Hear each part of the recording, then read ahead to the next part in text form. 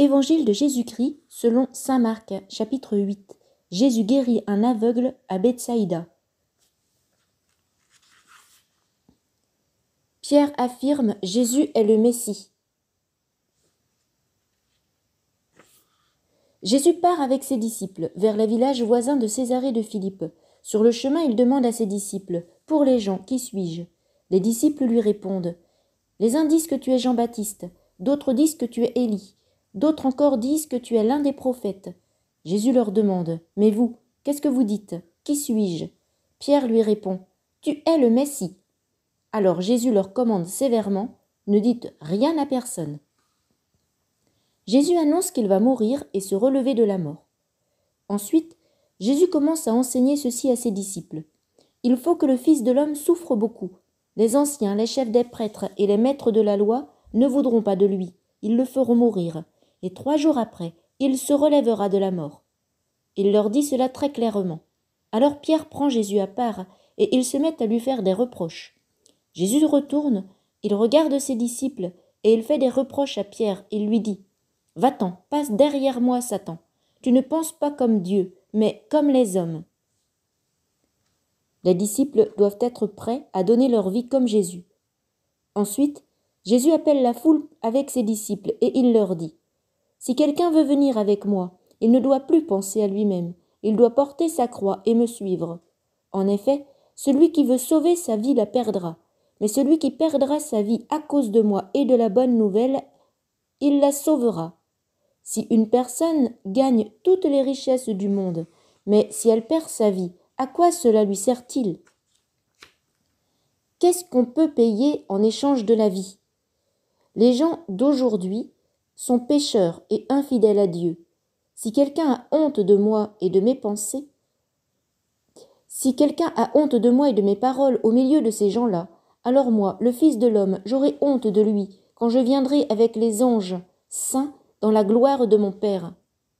Jésus leur dit encore, « Je vous le dis, c'est la vérité. Quelques-uns ici ne mourront pas avant de voir le royaume de Dieu venir avec puissance. » Pierre, Jacques et Jean voient Jésus dans la gloire. 6 jours après, Jésus emmène avec lui Pierre, Jacques et Jean. Il les conduit sur une haute montagne loin des gens. Là, ils sont seuls avec lui. Sous leurs yeux, Jésus change d'aspect. Ses vêtements deviennent extraordinairement brillants. Personne sur la terre ne peut rendre des vêtements aussi blancs.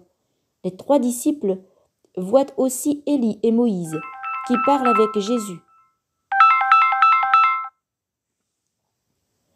Alors Pierre dit à Jésus, « Maître, c'est une bonne chose pour nous d'être ici.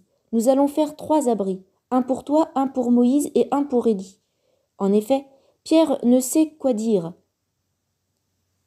Il est effrayé, et les autres disciples aussi. Un nuage arrive et les couvre de son ombre. Une voix vient du nuage et dit « Celui-ci est mon fils très aimé, écoutez-le. » Un nuage arrive et les disciples regardent autour d'eux, mais soudain ils ne voient plus personne. Jésus est seul avec eux. Pendant qu'ils descendent de la montagne, Jésus leur donne cet ordre « Ne racontez à personne ce que vous avez vu, jusqu'à ce que le Fils de l'homme se relève de la mort. » Ils obéissent à cette parole.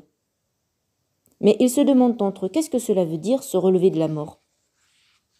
Ensuite, ils demandent à Jésus, les maîtres de la loi disent, Élie doit venir d'abord, pourquoi donc? Oui, Élie doit venir d'abord, mais pour tout remettre en ordre.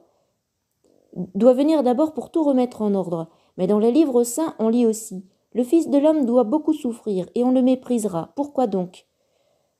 Pourtant, je vous le dis, Élie est déjà venu, et les gens lui ont fait tout ce qu'ils ont voulu, comme les livres saints l'ont annoncé. Jésus guérit un enfant qui a un esprit mauvais. Quand ils arrivent près des autres disciples, ils voient une grande foule autour d'eux. Des maîtres de la loi sont en train de discuter avec eux. En voyant Jésus, la foule est très étonnée.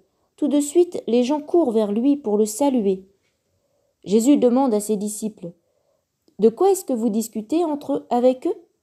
Quelqu'un dans la foule lui répond, « Maître, je t'ai amené mon fils. Il a en lui un esprit mauvais qui l'empêche de parler. Cet esprit peut le prendre n'importe où. Alors il le jette à terre. L'enfant a de la salive qui sort de sa bouche, il grince des dents et son corps devient raide. J'ai demandé à tes disciples de chasser cet esprit mauvais, mais ils n'ont pas eu la force de le faire.